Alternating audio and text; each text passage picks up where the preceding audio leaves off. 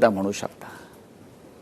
पण अचानक एक वादळ या देशामध्ये निर्माण झालं आणि त्या वादळाचा केंद्रबिंदू प्रधानमंत्री नरेंद्र मोदी यांच्या घरापासून अर्धा किलोमीटरवरचं जंतर मंतर, देशातल्या तरुणांच्या विद्रोहाचं ते केंद्र बनलं, संतापाचं केंद्र बनलं आणि या वादळामुळे सारा देश आज ढवळून निघाला, पेटून निघाला। आणि ह्या वादळापुढे या देशातले चाणक्य म्हणून घेणारे नेते, विष्णूचे अवतार म्हणून घेणारे नेते हे निष्प्रभ ठरले।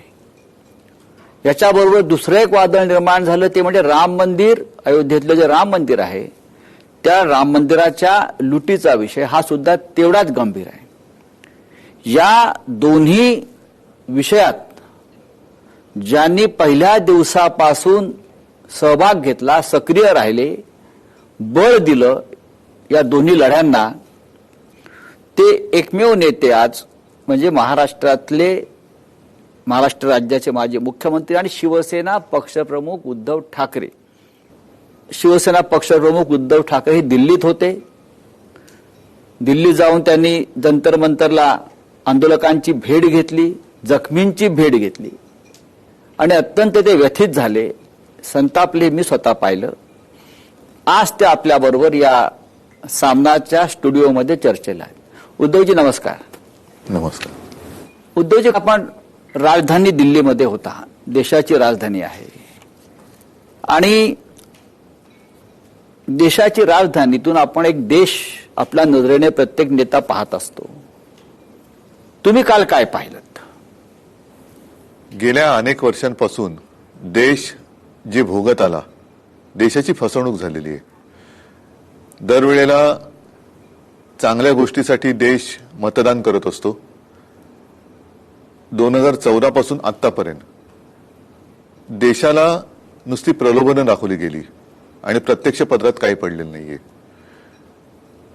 आपण जे मगाशी म्हणालात की जो एक उद्रेक आहे, हा उद्रेक केवळ नीट पेपर फुटीच्या परीक्षेच्या पेपर फुटीचा नाहीये, तर हा उद्रेक गेल्या 10 ते 12 वर्षामध्ये जी फसवणूक या देशाची केली गेलेली आहे त्याबद्दलचा हा असंतोष आहे। आणि आता खरं म्हणजे जनतेच्या रूपाने विष्णूने अवतार घेतलाय असं मी काल बघितलं।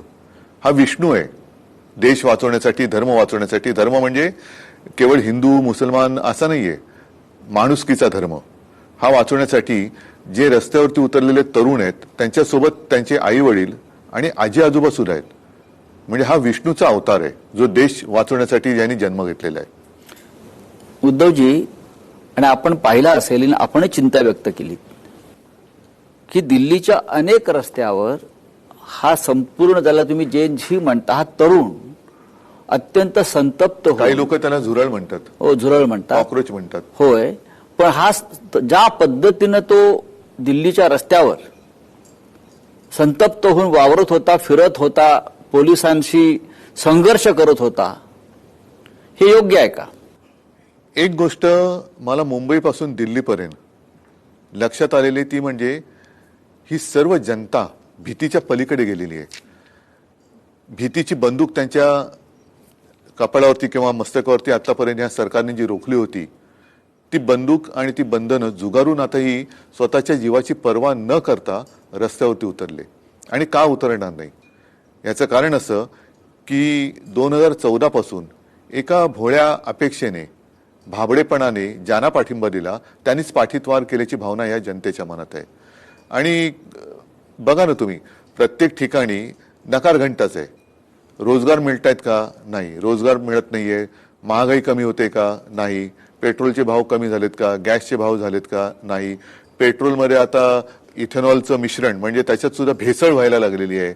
रस्त्यावरती खड्डे पडतायत, पूल पडतायत, पक्ष फोडले जात आहेत, दानपेट्या म्हणजे राम मंदिराची पेटी, दानपेटी फोडली जाते, फोडली म्हणजे लुटली जाते, पेपर फुटतायत। म्हणजे या सरकारला कशाचीच काही पडलेलं नाहीये। म्हणजे सरकार अपयशी आहे किंवा पूर्णपणे किंवा सरकार लुटारूच्या भूमिकेत आहे? नक्की तुम्हाला काय म्हणायचं आहे?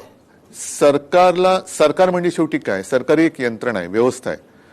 ज्यांना ती व्यवस्था यंत्रणा चालवता येत नाही. लोकशाही मराठी ऐका, पहा, जागरूक रहा.